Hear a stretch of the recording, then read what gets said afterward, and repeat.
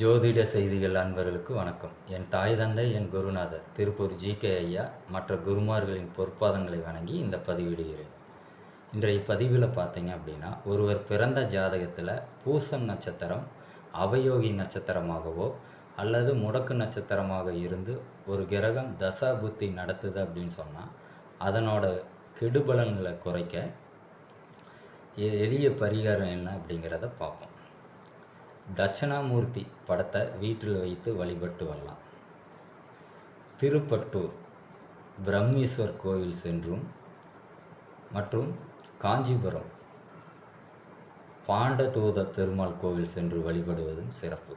இது எப்போ வழிபடணும் அப்படின்னு சொன்னால் பூசம் நட்சத்திரத்தன்று சென்று வழிபட வேண்டும். நன்றி, வணக்கம்.